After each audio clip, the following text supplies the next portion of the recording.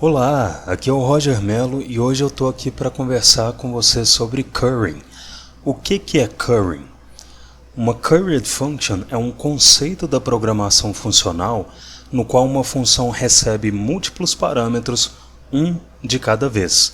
Ou seja, você vai invocar uma função com menos argumentos do que ela é capaz de receber e essa invocação vai retornar outra função e assim por diante. E gente, a tradução de currying para português não faz muito sentido.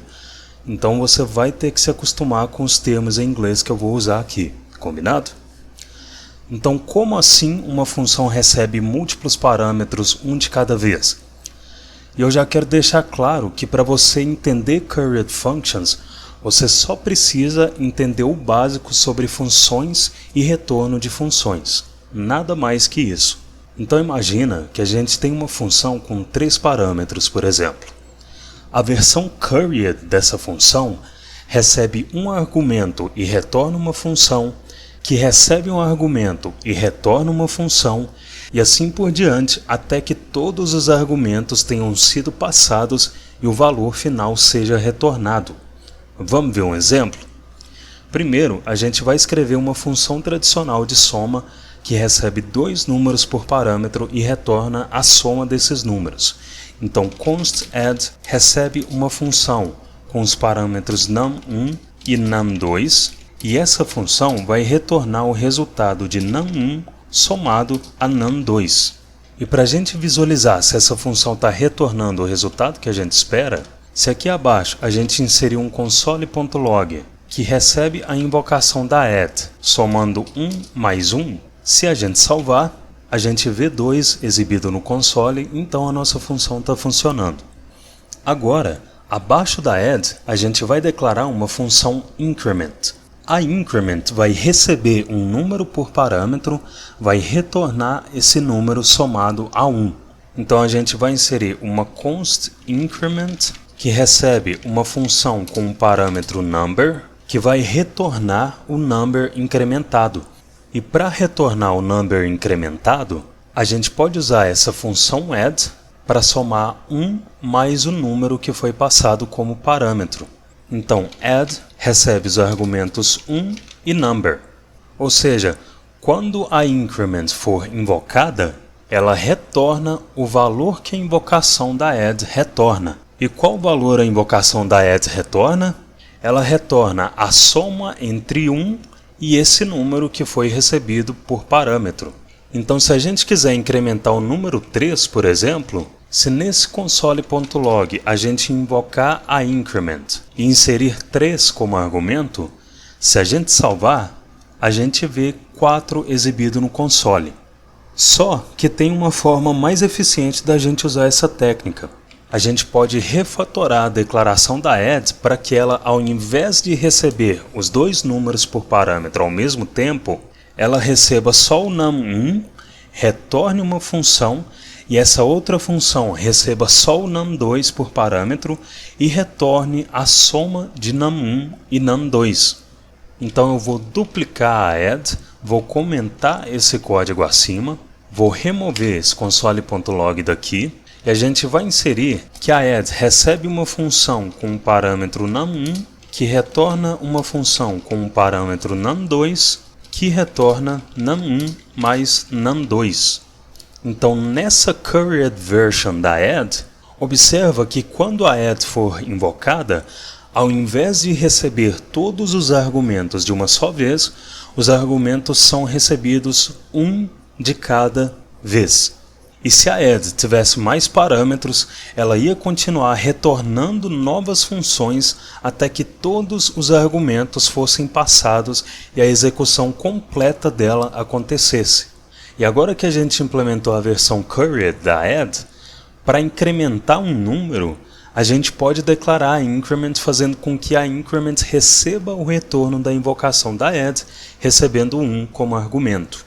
Então a increment vai receber a invocação da add, que recebe 1 como argumento. Ou seja, novamente a gente fixou o 1 como um preload dessa operação, só que agora a invocação da add armazena 1 nesse parâmetro num1 e retorna essa função. Ou seja, essa const increment recebeu a referência dessa função. E se aqui abaixo a gente executar a increment, passar 5 como argumento, e se a gente envolver essa invocação em um console.log, se a gente salvar, a gente vê o resultado de 5 mais 1 no console. E é importante você perceber aqui que uma curried function possibilita que você ou invoque as funções e passe os argumentos de uma só vez, ou invoque as funções e passe os argumentos aos poucos, que foi o que a gente fez agora. Se fosse um caso em que a gente quisesse passar os argumentos de uma vez, a gente poderia, por exemplo, comentar a increment e invocar a add, e como essa expressão resulta nessa função, a gente pode invocar essa função aqui, inserindo 5 como argumento. Se a gente salvar, a gente vê o resultado de 5 mais 5 no console. Beleza, Roger, entendi, mas não sei se isso vai ser útil. A vantagem da gente usar curried functions é que a gente escreve código componível e reutilizável. Vamos ver um exemplo? Imagina comigo que a gente precisa implementar um desconto de X% a cada vez que um tipo de cliente faz uma compra. Como que seria a forma padrão de implementar esse desconto? Seria uma função que recebe como parâmetros o preço e o desconto e retorna o valor do desconto. Então a gente vai remover esse código daqui e inserir const getDiscount, recebe uma função que tem um parâmetro price e um parâmetro discount, e essa função vai retornar price multiplicado pelo discount. Então se a gente quiser aplicar 10% de desconto em uma compra de R$500, a gente vai invocar a getDiscount, que recebe 500, que é o preço da compra, e .10, que é o desconto que a gente vai aplicar. Se a gente envolver essa invocação em um console.log e salvar, a gente vê que nessa compra o desconto foi de R$50. Só que a longo prazo, a gente teria que repetir esses 10% de desconto várias vezes e isso caracterizaria um tipo de código não escalável. Ou seja, a cada invocação dessa função getDiscount, a gente teria que passar o preço e o desconto de 10%, e isso resultaria no seguinte tipo de código: const discount1 recebe a invocação da getDiscount, que recebe 770 como primeiro argumento e .10 como segundo argumento. Eu vou duplicar essas linhas e renomear essas const. Vou inserir 350 nessa invocação e 1190 nessa de baixo. Vou remover esse console.log daqui, e se aqui abaixo a gente inserir um debugger, se a gente salvar e repousar o mouse sobre essas consts, a gente vê o valor do desconto de cada compra, mas a gente vai precisar inserir o .10 toda vez que a gente quiser invocar a getDiscount. Como que a gente pode evitar essa redundância? A gente pode fazer com que essa função seja flexível a ponto da gente passar só o preço da compra por argumento e ela retornar o desconto dessa compra. E como que a gente vai fazer isso? Refatorando essa função para uma curried function que recebe um parâmetro por vez e retorna uma função para cada argumento recebido. Então a gente vai comentar essa função, vamos remover essas consts daqui e vamos inserir uma const getDiscount, que recebe uma função com o parâmetro discount, que retorna uma função com o parâmetro price, que retorna price multiplicado por discount. E agora, aqui abaixo, a gente pode declarar uma const que vai receber a invocação da getDiscount, e nessa invocação a gente vai passar como argumento o desconto que deve ser aplicado na compra. Então a gente vai inserir uma const get10%, que recebe a invocação da getDiscount, que recebe .10, só que agora a gente sabe que essa const recebeu essa função. Tanto é que se aqui abaixo a gente inserir um console.log que recebe a referência da get10% e salvar, se a gente pressionar F5 para despausar a execução do breakpoint passado, Se a gente selecionar a aba Console, a gente vê que a const get10% está armazenando a função que recebe o preço por parâmetro e retorna o valor do desconto.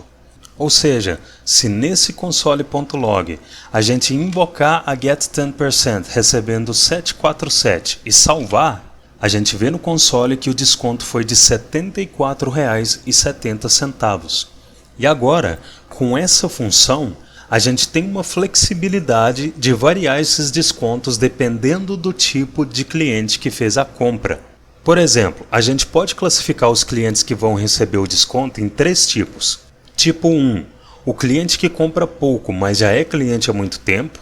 Tipo 2, o cliente que compra regularmente e já é cliente há muito tempo.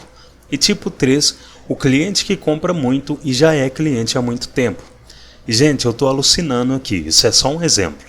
Então, o primeiro tipo de cliente vai ganhar um desconto de 10% a cada compra. O segundo tipo vai ganhar um desconto de 20% a cada compra. E o terceiro tipo vai ganhar um desconto de 30% a cada compra. E é aqui onde a gente vê a flexibilidade de uma current function. A gente vai invocar e armazenar o retorno da getDiscount para cada tipo de cliente em consts separadas. Então, a função que obtém o desconto para o cliente tipo 1, que é o cliente que vai receber 10% de desconto, vai se chamar getLoyalCustomerDiscount. A função que obtém o desconto para o cliente tipo 2, que é o cliente que vai receber 20% de desconto, vai se chamar getExcellentCustomerDiscount. E a função que obtém o desconto para o cliente tipo 3, que é o cliente que vai receber 30% de desconto, vai se chamar getAmazingCustomerDiscount. Ou seja, cada uma dessas 3 consts estão recebendo essa função que recebe o preço por parâmetro e retorna o valor do desconto. Então, se a gente quebrar esse console.log em linhas, duplicar essa invocação, e se a gente invocar essas 3 funções aqui como argumento desse console.log, se a gente salvar, a gente vê que mesmo os 3 tipos de clientes fazendo uma compra no mesmo valor, que é 747, para o cliente tipo 1, o desconto foi de R$ 74,70, para o cliente tipo 2, o desconto foi de R$ 149,40, e para o cliente tipo 3, o desconto foi de R$ 224,10. Então esse é um exemplo de como a gente usa Current Functions para deixar o nosso código mais flexível e reutilizável.